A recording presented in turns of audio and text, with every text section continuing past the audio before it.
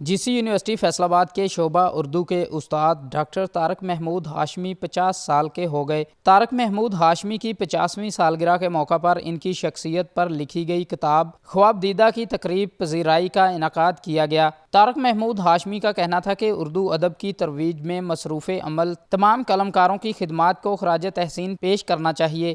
اپنے سارے جذبات اکٹھے کیے ہیں اور پیش کیے ہیں ڈاکٹر عمران ظفر صاحب کو اور ہمارے لیے بہت قابل احترام ڈاکٹر فرح عابد صاحبہ کو، اور انہوں نے انہیں مجتمع کیا۔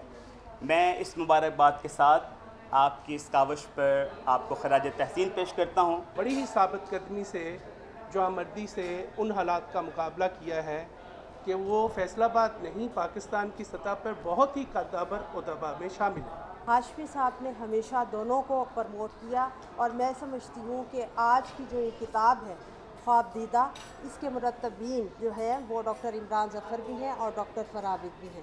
میں ایک دفعہ جو ہے پھر ڈاکٹر طارق ہاشمی کو مبارکباد دیتی ہوں۔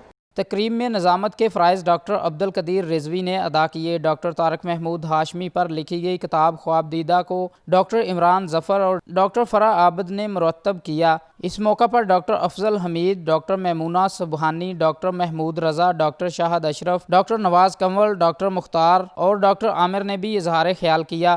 اپنے آپ کو اس لحاظ سے لوگوں کے لیے رول ماڈل بنا رہا ہے۔ ہم سب لوگ اس وقت PhD کے سر کے اسکالرز بیٹھے ہوئے ہیں۔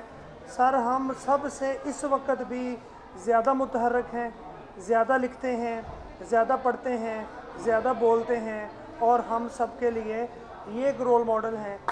یہ وہ کتاب ہے جس میں ان ادیبوں کو جنہیں کہ نوبیل انعام ملا ہے ان کی تقریروں کا مجموعہ ہے، اور میں وہ تقریریں پڑھتا ہوں اور حیران ہوتا ہوں کہ انسانیت کو کتنے بڑے بڑے اذہان ملے۔ اس موقع پر ڈاکٹر طارق محمود ہاشمی نے دوستوں کے ہمراہ 50ویں سالگرہ کا کیک بھی کاٹا۔ کیمرامین شاہ زیب کے ساتھ جہانگیر اشرف، فیصل آباد۔